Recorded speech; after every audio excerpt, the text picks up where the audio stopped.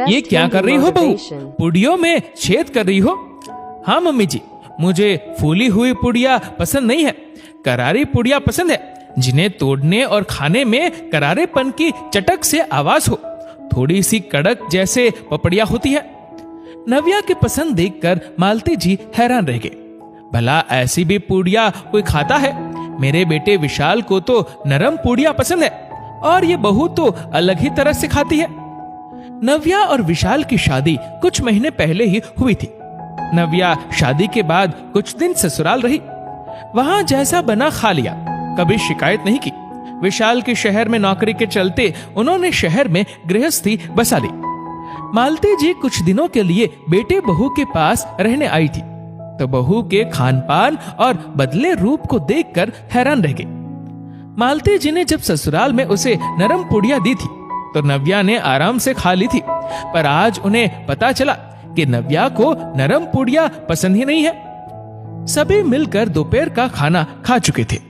नव्या शाम की चाय बनाकर लाई तो देखा एक कप अलग से था। नव्या, ये चाय अलग से क्यों है? मम्मी जी, मैं मीठी चाय नहीं पीती हूँ, इसलिए मैंने अपनी चाय अलग निकाल ली, आप लोग चाय पीजिए। चाय पीते हुए मालती जी को याद आया, उनके यहाँ नव्या जितने भी दिन रही आराम से उसने मीठी चाय पी थी।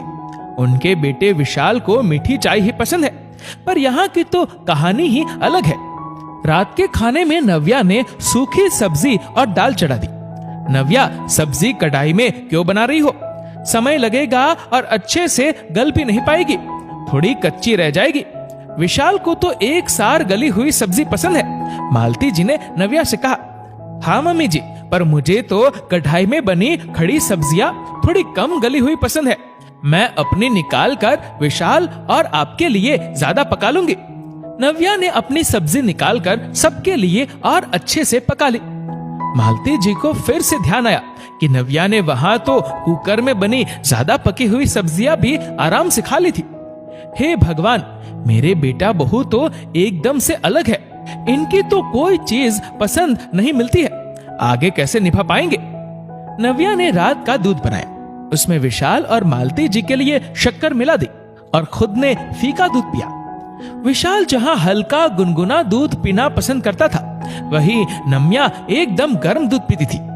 अगली सुबह मालती जी उठी तो देखा विशाल तैयार होकर सुबह की सैर पर जा रहा था, वहीं नव्या मजे से सो रही थी। काफी देर बाद नव्या उठी, उसने नहाया भी नहीं और नाश्ता बनाकर साथ में खाने लगे। वहीं विशाल नहाकर आया, उसने मंदिर में दीपक जलाया, फिर नाश्ता किया। मालती जी मन ही मन सोच रही थी, पर कुछ बोली नहीं। नव्या और विशाल की कोई भी पसंद दिनचर्या बात नहीं मिलती थी। विशाल को जहां सादगी पसंद है, वहीं नव्या चटक मटक सी है। विशाल के दोस्त के घर पार्टी थी तो मालती जी ने कहा, सूट पहन लो।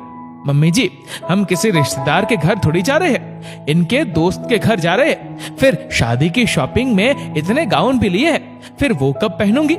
रखे हुए खराब हो जाएंगे। नव्या ने शालीनता के साथ गाउन पहना और अच्छे से मेकअप कर लिया।